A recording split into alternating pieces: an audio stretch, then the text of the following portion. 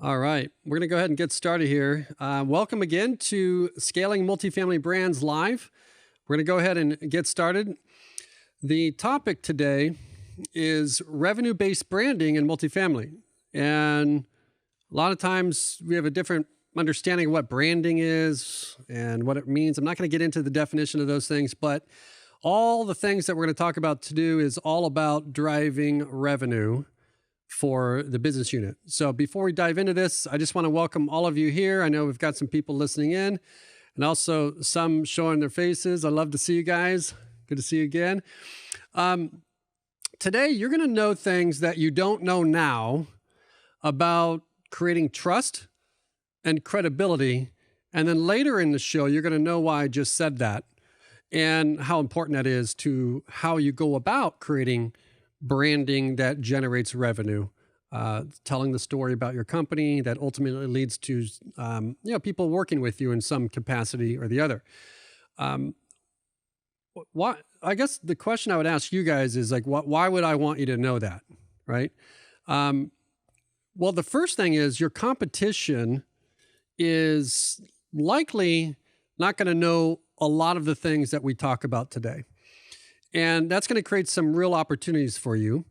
And these are the things that you need in place, that trust and credibility, so you can raise capital faster, get even more clients, and of course, grow your company. That's going to be my promise to you today. And I want to tell you this. Notice that when I said get clients, right? I didn't say get clients. I said get even more clients. Now, stop to think about that. I said, get even more clients. Why would I even say something like that? And I'll tell you why. Because our conscious mind, right? The subconscious and mind in our, I'm not going to get into brain science because I don't talk about what I don't know, but I do know that we have things that our brain puts on autopilot. And I'm not here to talk about that stuff, but our brain does sometimes two different things. And when I say, let's get more clients, it comes from a scarcity mindset.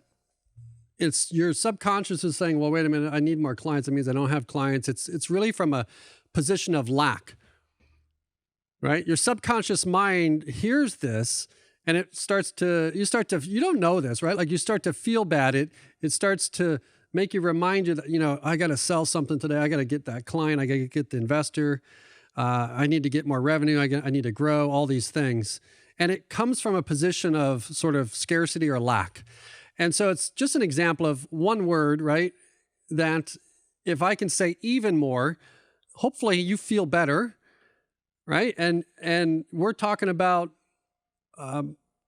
your greater success, right? So when we say even, we're talking about adding clients to your business because you already have enough, and we're talking about adding it, or investors, or whatever that is. So those words in what we talk about today are very important because words do matter. Seems like a silly thing, but there's never been a better time in the world in our lifetime to use those words in the marketplace. That's what we're going to talk about today, is that marketplace.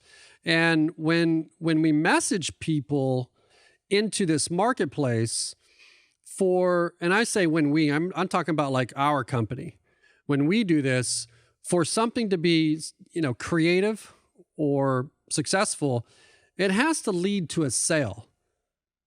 And it's not about making the sale, but it's about moving the sale forward or establishing that trust and credibility. This is revenue-based branding in multifamily. It's getting into that marketplace at scale. And that's what we're here to talk about today. So, while you're all here, I want to just invite you to subscribe to the Scaling Multifamily Brands podcast. We're doing this free. So if you find that this is valuable, you can show us your love by sharing it. Share it with somebody else in an email, a text, whatever you do. You can go to post it on LinkedIn if you want, right? Like I would love to see some tagged messages that you got some value out of this. That lets us know that we're doing what we need to do to create value in our marketplace. So again, scaling multifamily brands, you can find it on Spotify, Apple, Google, anywhere there's a podcast. Now, to stay connected with the people that are showing up aligned around these things, I want to invite you to the Scaling Multifamily Brands Facebook group. And this is where we can connect. And I'm going to start doing more tactical training, tactical examples of things that you can do free, right? To start getting some success into these marketplaces and using some of these strategies.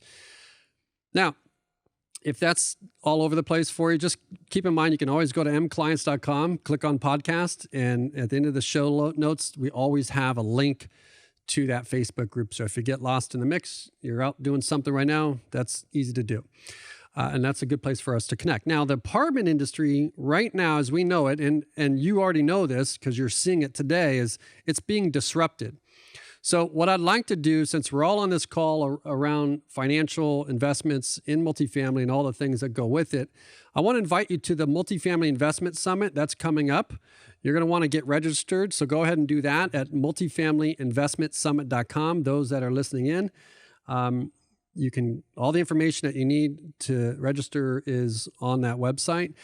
What we're finding is there's a shift taking place right now, and it's where multifamily investment, technology, and innovation, it's colliding. And you can't just understand the transactional stuff anymore. And this conversion of ideas and activities and disciplines are coming together for modern apartment investing, and you can find that at multifamilyinvestment.com. So, just understand that, as we produce these things, they're designed to bring value, and our whole goal is to bring the event to you. So I'm going to open up with a few thoughts, and then we're going to go right to Q&A. Thumbs up from you guys if you're ready to get started, and then we'll get back to your questions. And I do have some questions that right in front of me here that we can kick off with as well. So where we are right now is we're in a 2-part series. What was it? Last week we did Signal, and the week before that we did Signal, and then what was Carrie? What was the one before the? No, I know it's Signal. We're in part 2, I think. Yeah, we're actually in. I'm all confused. So there's 5 steps to the whole system, but we're actually in part 2 now. But last week we started with Signal. The one before that is the overview. So we're in part 5 series. This is confusing to me. We're in a 5-part series. This is part 2. And we already did the overview. And the overview was essentially the trust and credibility roadmap for multifamily companies. And it's really who knows you, and what they know about you matters more than the deal you're working on or maybe even your product.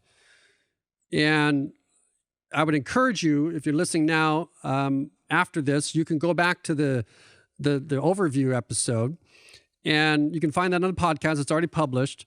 It's named the Trust and Credibility Roadmap for Multifamily Companies.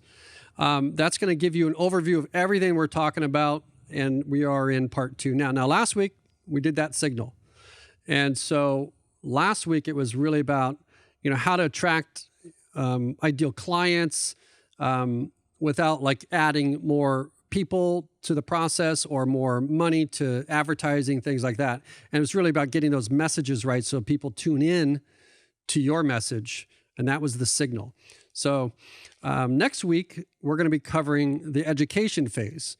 And that's really about transferring the knowledge and all that stuff. But today, we're talking about that marketplace, okay, of where to get those customers to tune in.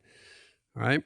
So reaching everyone at scale is what we're going after. Now, if 95% or even 100% probably of your customers have one of these, a mobile phone, we call it a TV in your pocket, or now radio in your pocket, computer in your pocket, we need to be able to reach them where they are.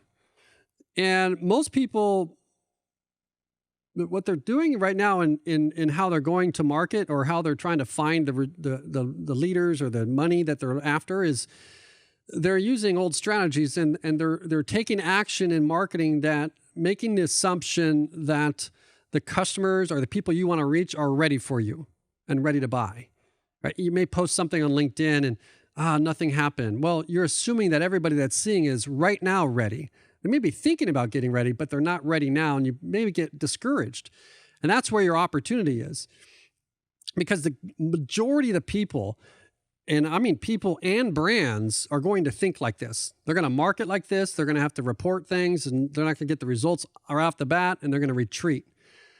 And I want you to think of the trade show.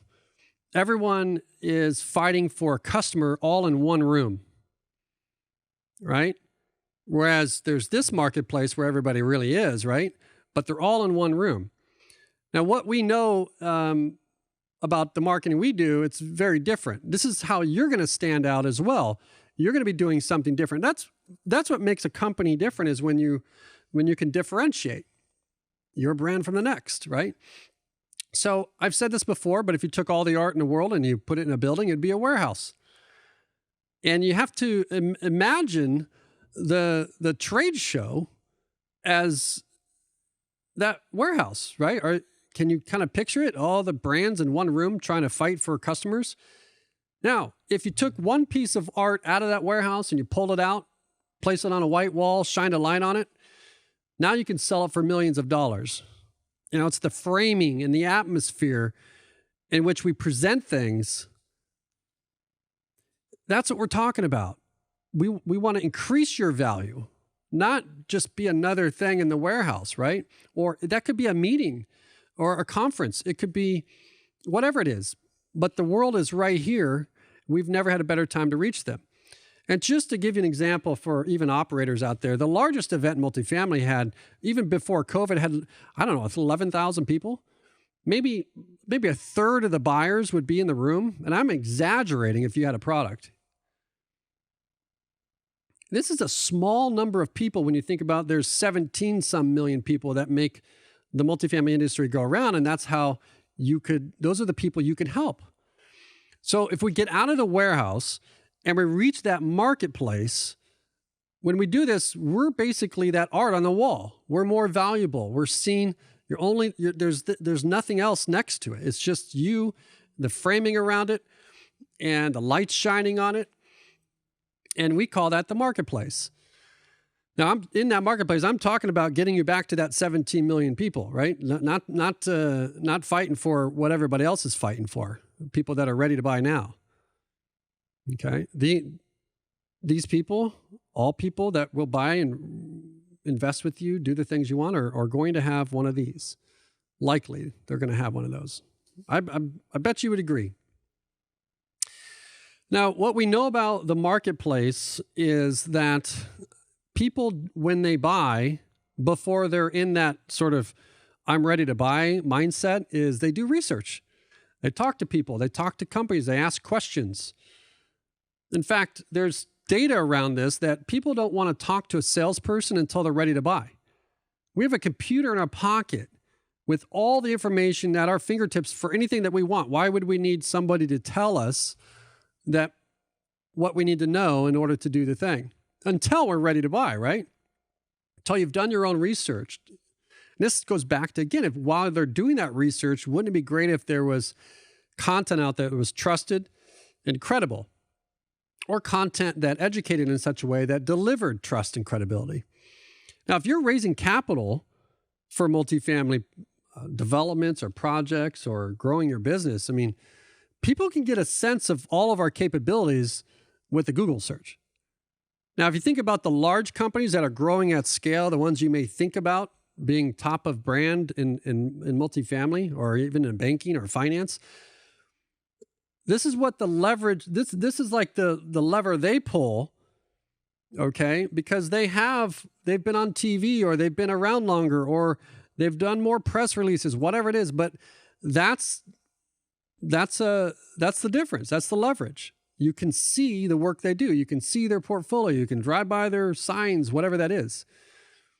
So if people are on their phones doing the research, what we want to do is let's just create some content that helps them formulate a great decision. So you're not really selling, right? I mean, you're just trying to help them make a great decision. So how do we do that? And again, I talked to you about it earlier. I said for content for us to be effective, it has to be useful. It has to solve a problem, or it has to create a bigger and better future for somebody. It could be for a company too. But before we do something, we think deeply about what people want, what they desire, maybe what they struggle with, or maybe there's obstacles in their way. They'd love to do the thing, but they need to do this first. Okay, what can we knock down for them? Who can we connect them with? Then all we're doing in our marketing phase or in the marketplace is we're just giving them that. There's not really a mystery. This is how you stand out from the noise. Now, as I mentioned before, that art being pulled out of that warehouse, we're just getting noticed and differentiating from everybody else. Have you ever been to a trade show and literally there's your competition next to you? I mean, unless you're a casino in Vegas, that makes sense where people are moving around, but it doesn't make sense in many cases.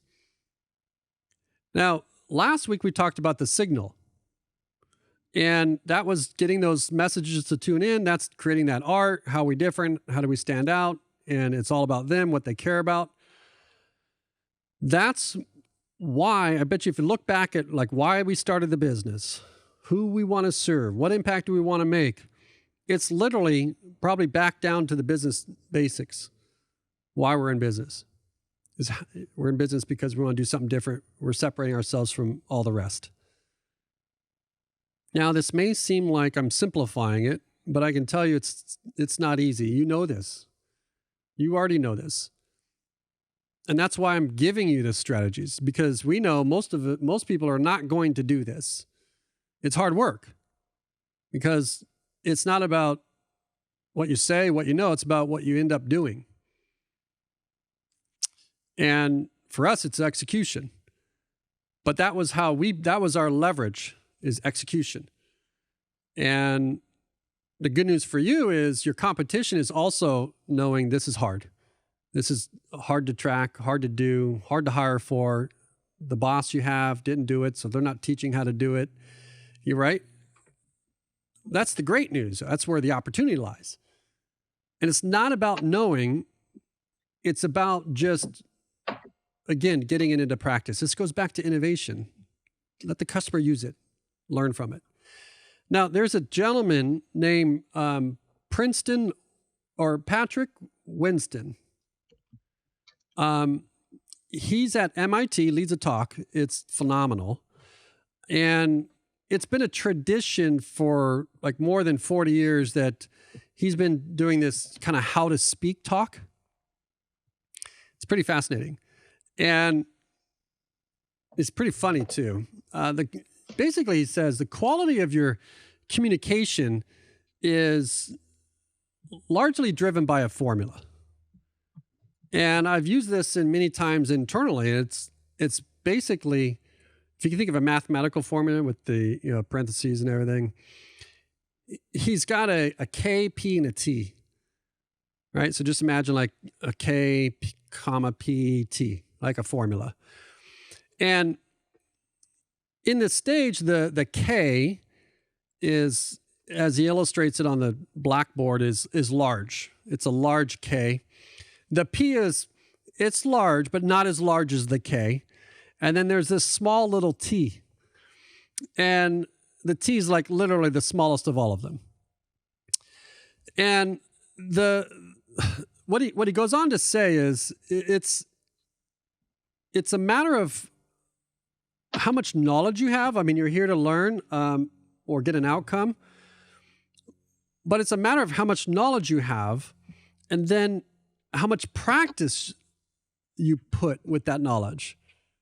right? Combined with what he calls the T, which is your inherent talent. So you got knowledge, practice, and talents. All of these things together. And he says the T is very small, and what really matters most is what you know. And then we go on to say, and then putting that into action. Because you could know, but if you don't do, and the more you do, the more you know, because you have your own use case. You can get a lot better. You can get a lot better if you have the talents, but if you have the right knowledge, you put that together with practice and magic happens. And when I said it's hard work, it's the execution. You got to combine these things. But the good news is that T is low. You don't have to really be good at it. You just have to do it. Right? And that's the exciting part. You just can't know, though. It's not enough just to go, oh, I know this. So in sports, it's like, you put the reps in, you practice. It's the consistency. But right now, it doesn't take talent to win on consistency and execution. You don't have to be the big brand, but now you can be the big brand. You can execute in that marketplace and compete like you've never been able to before. But this is also where people retreat to. And when they retreat, that's when you move forward. You stay consistent, you execute, you do the practice. They're always going to know it's hard work. They won't do it. They'll be asking the same old questions. Let's wait for the trade show. Let's wait for the conference. Let's wait for the meeting. They don't do the things that make them the art, that stand out. Now, if you're like, Coca-Cola, that's different, right? We're not talking about that. We're not Coca-Cola. We're not just a logo, that's it, right? We need to find ways to stand out, get noticed in a noisy world. And with COVID, it's even more important than ever. But don't just do that warehouse thing and follow what everyone else is doing. The strategies that we're talking about here is not for everyone, right? And it's designed for you to not look like everyone else. Think of it like mentoring at scale. Let's say we had a multifamily management company, a third-party management. They're growing their business, right? And they're looking to scale and grow, like more units, more coverage. They can hire more people, all that stuff. So, what do you think is important to the people that hire management companies? Who would that be? You think about that. Well, that'd be maybe investors or investment groups, funds, asset managers, individual owners. So what we do is we start to think about the questions these people have. What do asset managers and investors care about? So if you were in a room with them, your ideal client, if your goal, if you're a management company, you want to grow and scale, and you had your ideal client, they're an asset manager, investor, fund manager, what have you, and you have that opportunity one-on-one, you're probably magic, and you probably crush it. What would those asset managers ask you? How many units do you have? How's your team? What's your construction like? All that stuff, right? And you would probably give them your advice because they're looking for your perspective on things. How's the market? What's your thoughts on the market? What are you guys seeing in interior improvements? How are you guys getting these projects completed so fast? These are one-to-one. It could be at dinner. You're already doing this stuff. You're mentoring this prospective client one-to-one. And multifamily operators are being leveraged now on sort of higher execution points than ever before because the investments are being put together differently. So expertise is what people want. So if you're in that one-to-one meeting and you answer all these great questions that transfers the knowledge that they need to know for you to become a client, if we're getting hyper clear about who we want to spend time with, that ideal customer, the investor, the client, whatever that is, you can then start to think about what they may want. And maybe they are, maybe they're specific. If you want to get a value add investor, or maybe they do only new developments, or they take on repositions. But you could create articles on, how multifamily investors, approach renovations. You can start documenting some of the things that you've done to execute. Take them through the process, right? We bought this, and here's what it looked like. I mean, it's the whole before and after photos sells like that instantly, right? Like there it is. But you can give them the stuff between. You can do this in an article. It's interesting. I once served a billionaire he was a multifamily investor and many other things, and his time was extremely valuable. And if I brought him just the good news, he'd start to wonder, like, crap, what is happening? Why is everything falling apart? Literally, that's the energy that would come through if I just became, it's all good and we're doing great and this and that. Because he understood that nothing is perfect, especially in our business, right? Like, we solve problems. That's what we do. Nothing ever goes to plan, I'm sure, right? Not for you, not for me. Nobody saw a lot of things coming, right? So if my approach would be just, here's what's exciting and here's what's awesome, then he'd be concerned. If I brought him a few big issues we were tackling, that could be significant, he had this sense that we had a handle on things. And it let his mind at rest, knowing, like, all right, if he's bringing these three things forward, that means, like, all right, everything else is probably good. Everything else is probably good. And it let him deal with the things he needed to deal with. And you have to know, who you're talking to. Now, that could be different from the person or the people you're talking to. But everyone tries to always look their best, right? They want to put their best foot forward.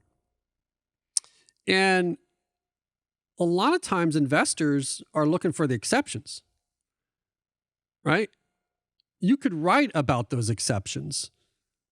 You could write about, and Craig's on this call here, he actually mentioned it in another meeting, is you can write about when something didn't go right.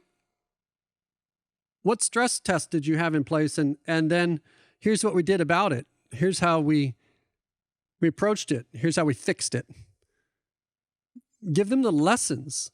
Demonstrate that your team can move through challenges, move through issues, make these pivots. This is something that you would do in a meeting.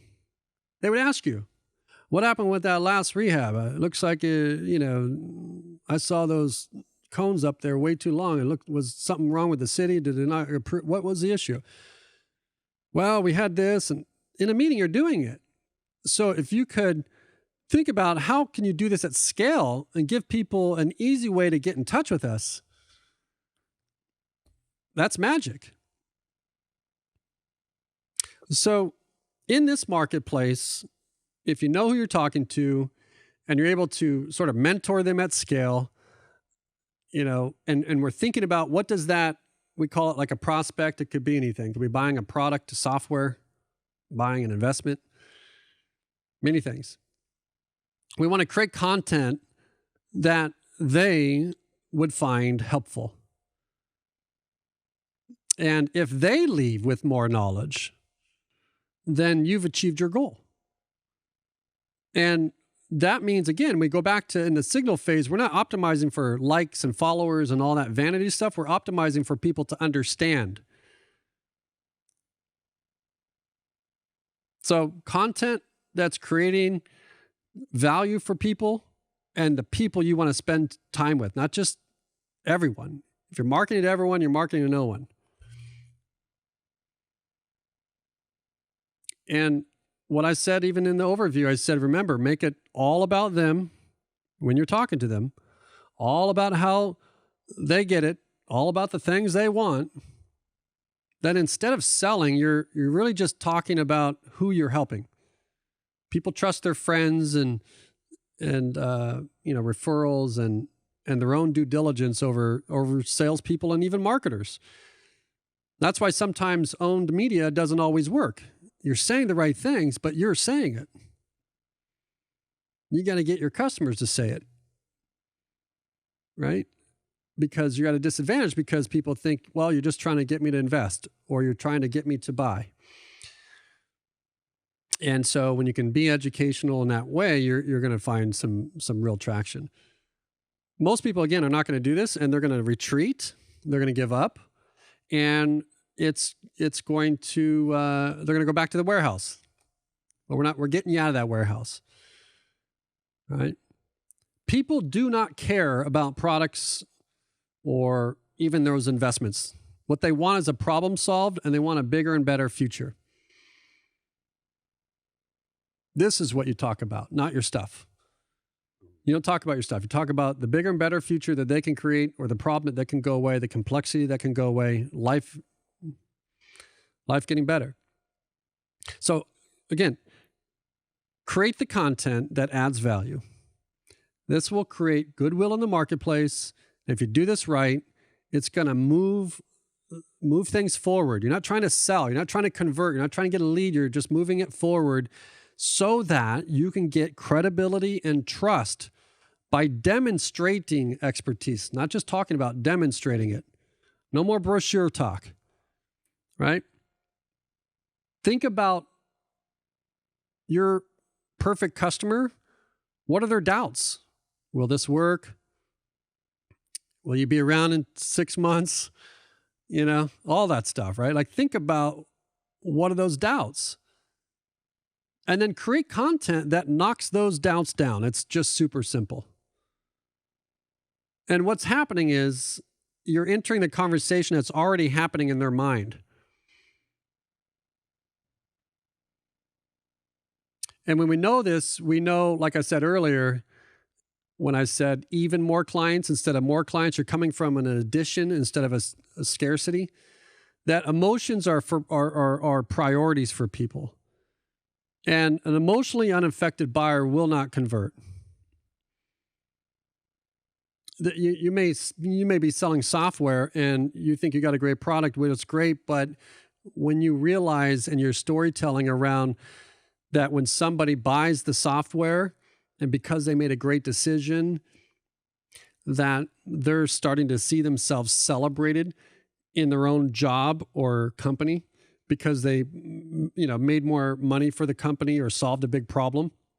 They're starting to emotionally storytell a picture of their success. They're seeing their promotion. It's an emotional conversation. And it may be fear. I'm not going to choose you or invest with you because I have mother-in-law's money or, I can't take that chance right now. I saw Bob do that. He's not here anymore. He made a decision. That company went out of business. I'm not doing it. Like, you got to get into the hearts and minds of the things that are going on. And you don't have to deal with them head on, but you can deal with them in content or in conversation. A lot of what we're talking about here can happen in a Zoom meeting. And that's probably where you're spending that time. But if you can do it at scale, you're in good shape. Now, you may have investment returns and all that stuff. We don't talk about that. You may have product specs and what it does. Doesn't matter. It just goes over their head. There's a book, if you want to read, it's called Change or Die. It's pretty interesting. People have all the facts about, what certain foods will actually kill you, give you a heart attack, smoking or whatever it is. And it's just, the data is not enough. Facts don't sell. Emotions do. Emotions are priorities. And so just even knowing something is not enough. So when we're introducing complex things like technology, again, the more complex it is, the more time it takes to transfer the knowledge, even the investment. And these investment vehicles we're running, I mean, they're very complex in many cases. But at the end of it, it's a person. And people are customers, employees are customers, and the investors are people. You're trying to reach them. So I'm going to leave it there. I do have some questions here. I'm going to open up to the group. If you guys have any questions, just you can unmute, ask the question. I do have some that I pulled out that are really compelling. I'd like to go through, but if you have something, you guys are here. You guys would have priority opportunity to answer those questions. I'm going to take a drink of water. It's going to give you the time to say, I'm ready. I'm going to be the one to unmute, and we'll go from there. All right?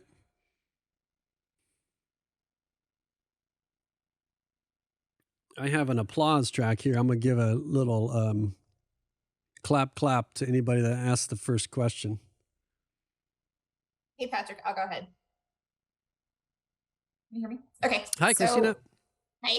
So I love the part about solving problems. And when you were talking about that, I was thinking about some of the biggest stickiness to clients that I've made has been when I've been able to really come in and solve problems.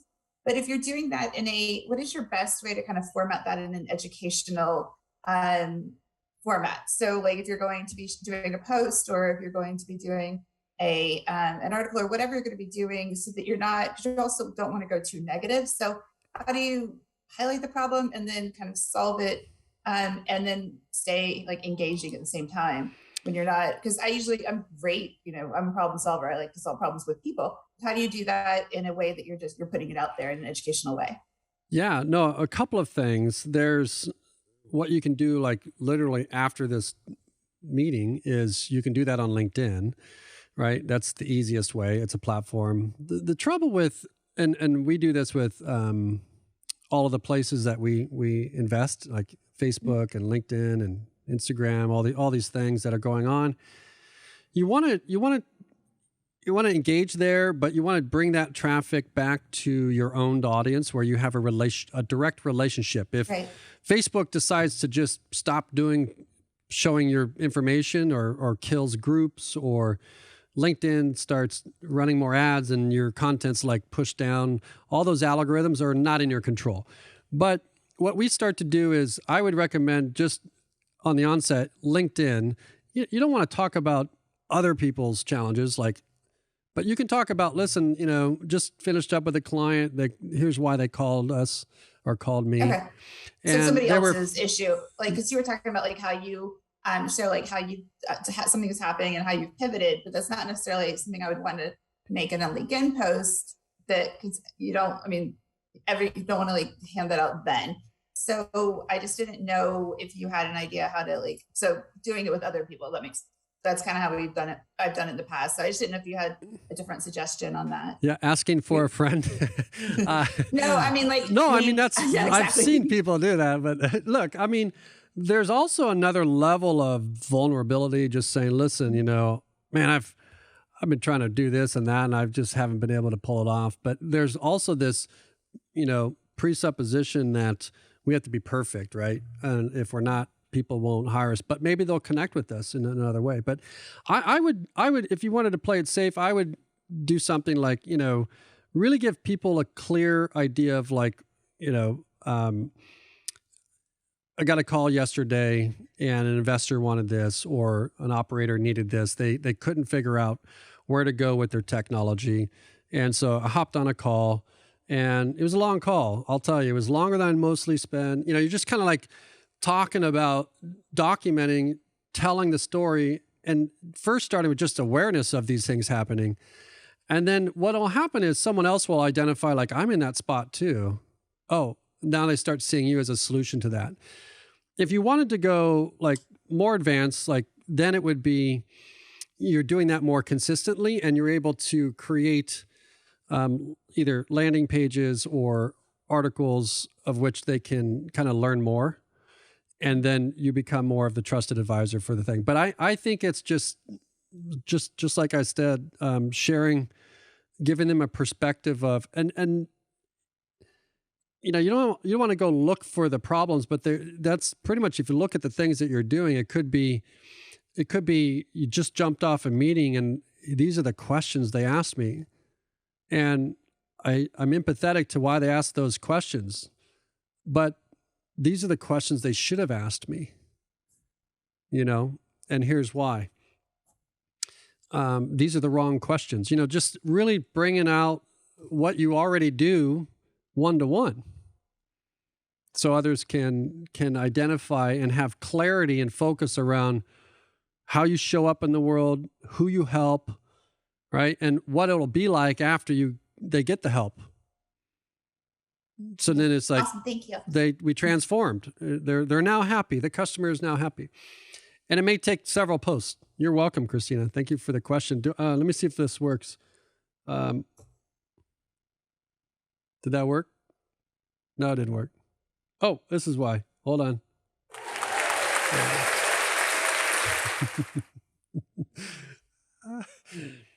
Anyway, we're just having fun here. Any other questions? Anybody have anything?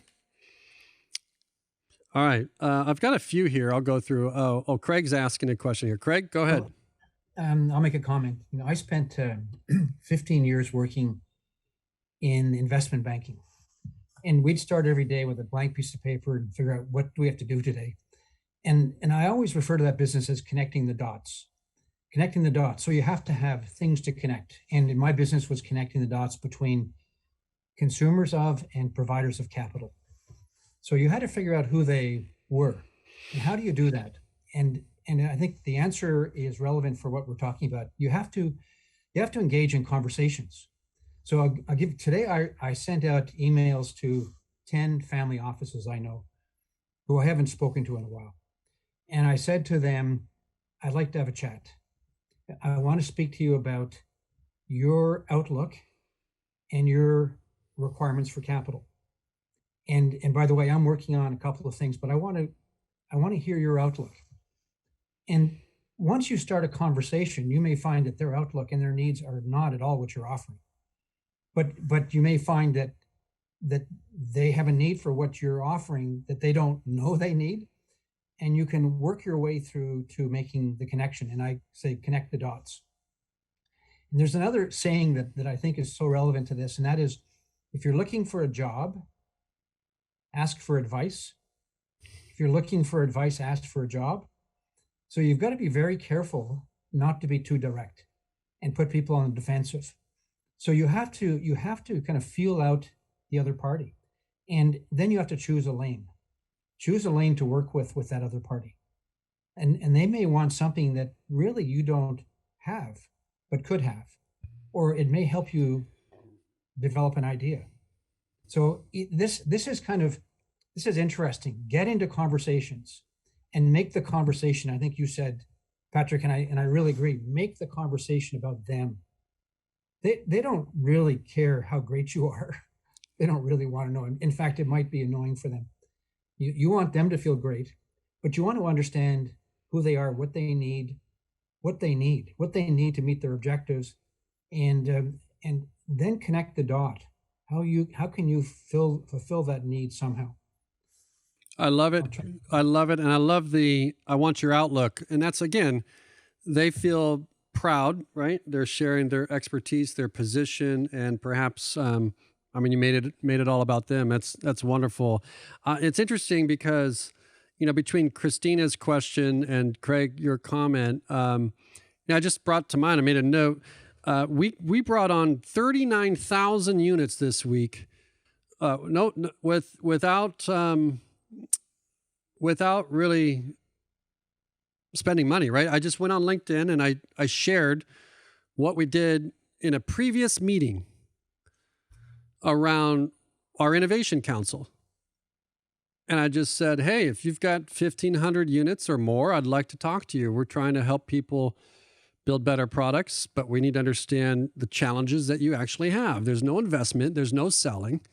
I just want to talk to you. I want to know like what's in your way, what's getting stuck. And we got 39,000 more units into our innovation council with doing kind of just me describing me coming out of the last meeting. And I was inspired by what they said in that meeting. And I just wrote it down and thought, let's just tell someone else about it. This is the at scale piece. So what Craig's talking about is you just never know where it's going to take you. And that certainly works one-to-one, but it also, if you can replicate it to where there's so much demand on your time and your product that you get to choose who you're impacting and who you're helping. Very good. Thank you for your comment there, Craig. All right. If anybody else wants to raise their hand, go ahead. I've got a question here. How do I attract the best people to fulfill my staffing needs? This was a hot one. And from an operator, they haven't raised their hand here, so I won't tell them who it is. But a couple of things I wrote here is we as operators are really good at marketing our properties, but not even good at marketing their companies. And that's what our mclients.com stuff does. But we're really good at marketing their properties because that's where the pulse is. That's where the attention is. But really not that great at marketing for the customer or the employee customer. And the part of that reason is we believe that we're the ones choosing. And there's a whole shift right now where the employees are choosing where they want to work. We believe that we're hiring, but the reality is you got to first create something that they want to be part of. And if you're not telling that story, if they can't get an inside look at your organization, then you're passing it off to HR, who's writing a boring job description. They're called job ads for a reason. They're not job descriptions. They're job ads. They're advertising for people that want to work there. But the supply and demand fundamentals of the people at the top that are probably approving the recruitment strategies might not have looked for a job in 15 years. They might not even know the technology that's there. They might not know the candidate experience. They may not know that, you apply for a job and you don't hear back what that feels like. So I think it's a little bit about everything that we're doing. We have an opportunity to tell the story from an inside look. If any investor, if you wanted to raise more capital and do a fund or an investment, or if you wanted to get new software customers, whatever it is, if you talk about your team, the depth of it, who's winning at your team, other people want to work on winning teams, and it gives them an inside look at the depth and the process and who's behind things. And that's you're going to get people that are not going to apply on a job board, but they're going to find out who works there and contact them and say, how do I get a job there? And then when those things are happening, you're doing the right thing. So I would just suggest that, again, think about we're in reaction mode when we're trying to find people. It's too late. I always use my Yankee background. It's like they don't have a problem with recruiting because they go where the talent is. Nobody applies for the job. You have to win somewhere else. And they observe that. And then they say, I'll take you. And they offer you a job. And so, if we had an opportunity to observe people in action, then we could bring them onto our teams. But the reason why they have that advantage is because people grow up watching that team on TV, mini teams. And firefighters, school teachers, people watch these jobs on TV. So what are people watching about your company? Are they seeing you a day in the life of what it means to be, a regional manager and you're driving around? I mean, that seems pretty awesome if you're stuck in a cubicle, right? So I think that going back to understanding what, thinking of that job candidate as not just somebody that needs a job, but somebody that chooses a job, and think about, telling the story of what it's like to work here. If they may be having those emotional connections of like, I'm not going to have a false start, but if you can give them the idea of like, after, what's the employee experience like, then more people want to be part of that. And so that's interesting. We also have a course on that. It's at multifamilytalentstrategy.com if you're interested in that. There's not enough I can talk about on this because it's at the core of building a healthy organization. All companies are nothing more than a collection of people. And it's the thing that we realize, like, oh, nobody wants to work here, Well, are we telling the story? We're probably, some cases, just too busy and just didn't make it a priority. It's not your fault. It's just you actually care about your investors and customers. But now, poor planning, right? So now it's like, ramp it up. It's competitive, and get people excited about things. Another thing I want to do is talk about, like, even for our company, I want to make the people that invest with us, their time and energy, I want to make them wealthy. We're running apartments here. This is an investment game. And why don't I see more multifamily operators and employees creating wealth? It's no longer the time of they have to work here. Make them so successful that they don't want to leave. They'd be crazy to leave. So I think that's the shift a little bit. And there's definitely vehicles and structures in place that can pull all that stuff off. And, that's just kind of my own opinion on it. But, and that's on staffing. I think that there's more to that conversation, but I'll leave it at that. Anybody have any thoughts on that as I kind of went all over the place on talent?